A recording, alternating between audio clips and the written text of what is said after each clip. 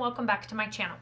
So this is day number 15, and we thought we would break it up just a little bit of the Scraptember. So I hope that you guys are enjoying Scraptember.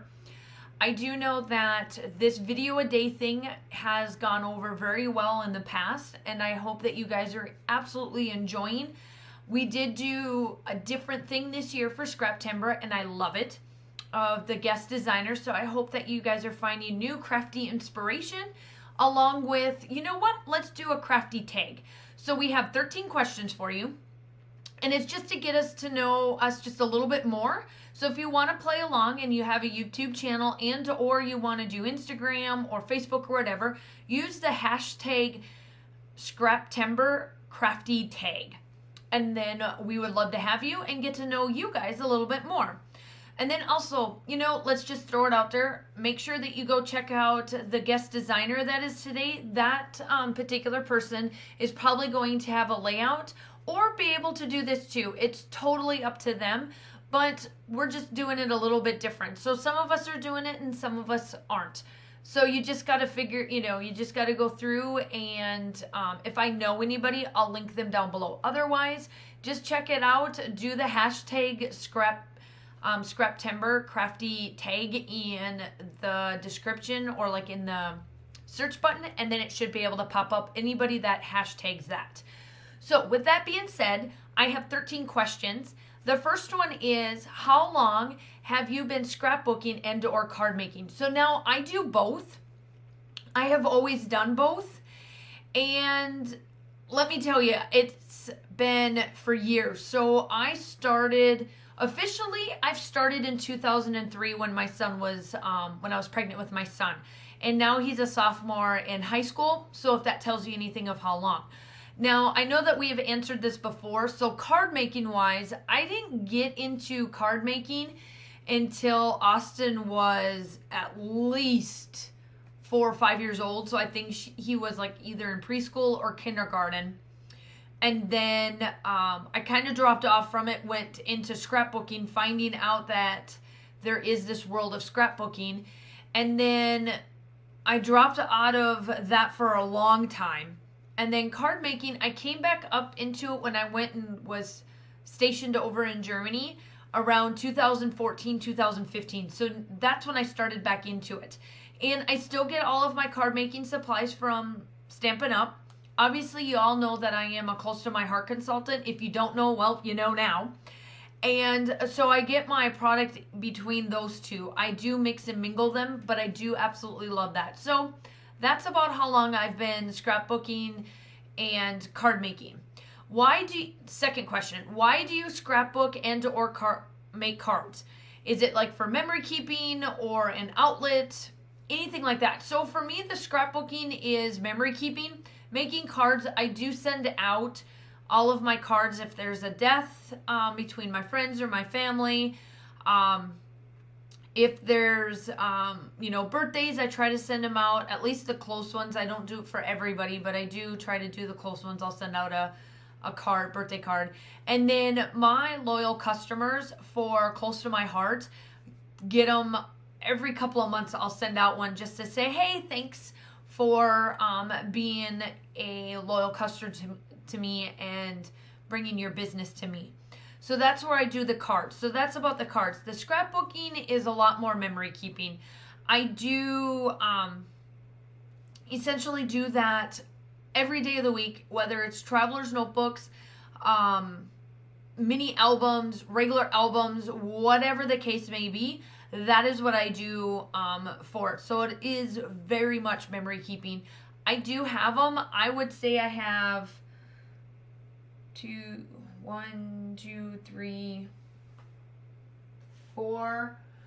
4 full calyx sections that's got 4 books in it each. And then I've got 2 that are semi-open, like I've got 3 or less in them.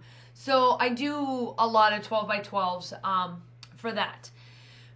The third question, where do you share your products, even those without a video? So almost all of mine has a video now that I have done YouTube. Prior to YouTube, I used my community page on Facebook. that has all of them. And it's got descriptions. Now it's not as much descriptive as it was before because I do have a YouTube channel. I just link it to that. I do that. I use Pinterest. Pinterest is updated once a month for sure, but I do try to break it up and do 2 a month, or like bi-monthly, where I'll do it around the 1st and around the 15th of every month. But for the most part, I do make sure that I do it once a month. I do have a folder on my Facebook page that has every one of them that I have done by each year, and that helps me know how much I've gotten done. So like in 2018, I was able to get 187, or it was either 187 or 197 layouts done in the year. So my style is very, you guys know what my style is. So for having almost 200 layouts, that's amazing. So I share it there. Pinterest, Instagram gets it all the time. So you just scroll through my Instagram feed and you'll see it. I always hashtag all of my stuff and all of that. So that is where I do it. And all of my social media is linked down below in my description. You can't miss me. If you follow me here, you'll get them all here. But if nothing else, Facebook and all of that would be another page. Let's see here. What do you watch and or listen to, if any, while you are creating? Me, it's YouTube. I catch up on all my YouTube, so I will watch all of it. The ones that I do subscribe, I make sure that I watch all that first. And then I am a Netflix and Hulu junkie, and Amazon Prime. Amazon Prime is my Bravo trash. That is my guilty pleasure. I will buy every Real Housewife, you name it, I watch it. I've watched them for years. I am a $1 million listing junkie. I watched all of those, and I'm talking every one of them. And I do watch Suits on Amazon Prime. Now, Hulu and Netflix, I am very much blacklist anything that is crime related, DC Comics, you name it, that's what I watch. And I binge watch. I can watch a full season within a week. I am huge. I am a junkie when it comes to that stuff, but I still work out. I still do all of that, but that's what I do when I scrapbook, because I binge film my scrapbooks and my layouts, and then I sit down and edit. And while I edit outside of my voiceovers and my video type stuff like this, that's what I do. So that is that. How do you find time to craft? So this is my crafty business. This is where I get my customers from. This is how I are able to get on design teams, all of that. So my family knows that if they want me to bring home a paycheck, and I'm being honest, direct sales, you have to work it. And so I find time every nook and cranny. I work a full-time job. I am a preschool teacher. My daughter goes to everything. She is in soccer. That is like her sport right now. She's talking about playing basketball this winter. So I'm telling you, we are sports oriented in this house. We're very aggressive at what we do. And I just find it. I'm a night owl by night, and by day, teacher, it is what it is. And my family knows. My family knows that if I'm in here, I'm working for a paycheck. That's how it is. So that's where I find time. And I'm still doing. If you follow me anywhere on social media at all, you know that my family, we go places, we go on vacations, everything. So, so I'm very much family oriented, but when I'm in the craft room, I'm in it and they know. Number 6, man, I gotta speed this up. Number 6, what is your favorite unrated like crafty trend? So we all know that things come and go and kind of go back and forth. I kind of feel like the unrated crafty trend that kind of comes and goes as it is the multiple photos. We have geared ourselves to like maybe 1 or 2 photos on a layout. And I used to do double page layouts with like 5, 6, 7, 8 different layouts on it. And we're not, that's the trend that I feel that is disappearing, but then it comes and goes. Like if you find people on YouTube or social media of any sort that does double page layouts, they're very far in between. And I do them, but I mean, every time I do for process video time, I mean, man, it's like a 20-minute, like by the time I get done speeding it up and everything, it's like almost a 16-17 minute video. And so I do them, but that's what I feel is the unrated like crafty trend. What is your go-to color combo for spring and fall, or like spring and summer? So mine is the vintage pinks, yellows, and blues. I'm a very much vintage person. The crepe paper, the ones that have come out for crepe paper lately, and the ones that are like Simple Stories came out with one this past summer that I love, that was the vintage, and like the boho. So those color combos of like the softer vintage pinks and yellows and blues. I love purples. A lot of times it's pink and purples together. Throwing in that orange, that vintage orange, and that avocado green that we all used to have back in the 60s and 70s.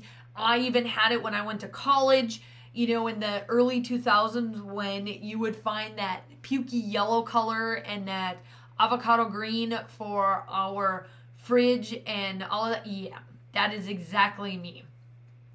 And that's what I love about it. Those are the things that I love. And those would probably be my color combos. Now, the flip side of this is, what is your favorite brand for fall and winter collections? Pink Paisley is a huge brand of mine. Simple Stories, the little mini collections that they come out with, if it's rustic for the fall and winter, oh yeah, I am on it like no tomorrow. Now, I do like the reds and the greens, but it's gotta have brown in it. I'm a very rustic person. I want the browns, I want the whites, I want the reds, I want the greens if I'm gonna go with traditional colors. Now, most of the time, a lot of mine, if I get the navy blues and the mints, and then you throw in the reds and the pinks in there, that's on point. So Pink Paisley is a huge one for me. American Crafts is another huge one. And Simple Stories is my go-to because I love the vintage style that they have and the rustic styles. How many projects do you have unfinished in your crafty space? 0. If I start something, it gets finished. I can't stand having layouts beyond layouts beyond layouts just laying around, or if I start a mini album, that mini album needs to be finished. It drives me insane knowing that it's not done. Traveler's notebooks to me don't count because I will do little bits here and there with it. So I have a traveler's notebook, like I'm working in it right now. I'll show it to you because I'm in it. This one's like my coffee cup one that you guys have all seen. And this is not considered unfinished, but to some people it may be. I don't consider those because if I have a photo that I want to scrapbook and it's not for the coffee one, I'm not going to fill in the pages just because I'm trying to finish up the book. I do it that way. So I don't count my traveler's notebooks at all because if I don't have a photo for it, why? It's just like any of my layouts. My albums, I have space in there, but I do not have any unfinished. When I start it, it's done. Do you put your finished layouts in the pile or store them away in the album? They get stored away in the album. If you can see, yep, you can see. So those are all filled. I do not have a single one of them that's just sitting there emptied. They're filled. I put them away. I cannot stand them being out. It drives me insane. It's the OCD in me. It needs to be cleaned. I don't want stuff to fall off. Drives me insane. So there's my rant. So for all of you guys that are probably watching this thinking, Miranda, you're insane. How can you have the time for all of this? You make time, okay? I'm just saying. I can't stand having layouts. Like piles? Really? Why? Why piles? Why? Oh. Okay, so how long does it take a layout for me? Hand stitching can take a good amount of my time. Like the longest I've had one of my hand stitching one was a good 5-6 hours on top of, and then to go film for like that hour. My regular layout that I normally do, about an hour, hour and a half is how long my layouts will normally take, as long as there's no hand stitching or any of that sort on there. Typical sketch, mixed media, all of that stuff, about an hour, hour and a half. Since I do YouTube, for the most part, it's about an hour. It's about 40 to 50 minutes on average. My traveler's notebooks are about 30 minutes, and that's including the mixed media. My TNs, those are about that. Okay, so 2 questions left. How did you make it on a design team, and or why did you pick the design teams that you're on? Yes, I did make it, obviously. And how I decided to make it on a design team, they are social media heavy. You have to post. You can't just make it. I mean, I'm telling you right now, the thing of it is, you can't just make a YouTube channel and expect people to come to you and expect a design team to come to you with only 500 subscribers and then not post anywhere that you have a YouTube channel. You know, a lot of people make it different. There are some ladies that I know that will go live weekly, and they're guaranteed weekly that they will go live, and that's their social media based.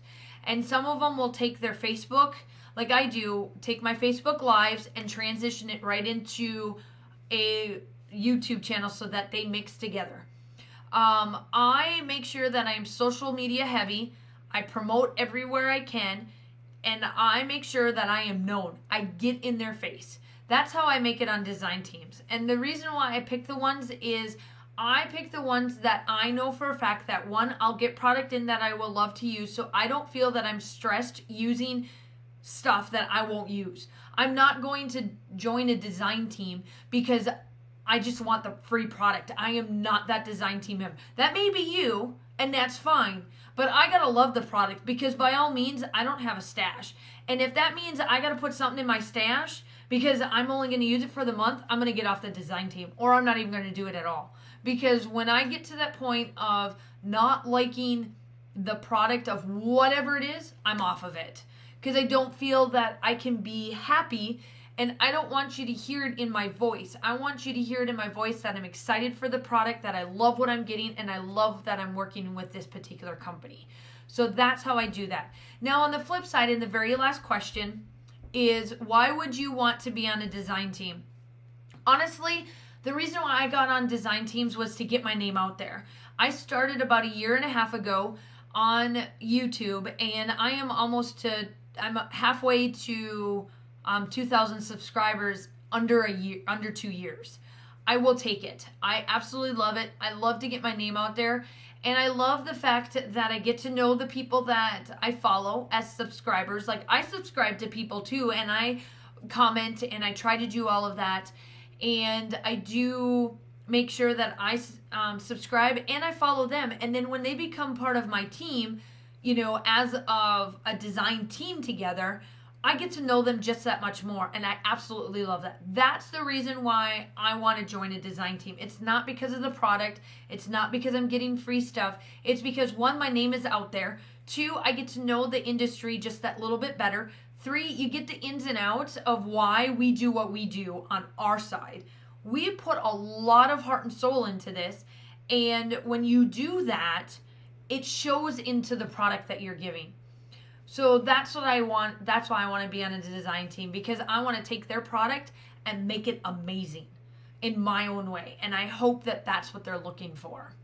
So with all of that being said, oh my gosh, I'm at 20 minutes. I hope that you guys are still here. If you guys are still here, thank you, thank you. Make sure that you go check out anybody that is using the hashtag Scraptember Crafty Tag. You will see it. Just type it in the search. If you guys are still here, thank you. Welcome to my channel. Like and subscribe. Outside of that, make sure you go check it out, and I will talk to you soon. Bye.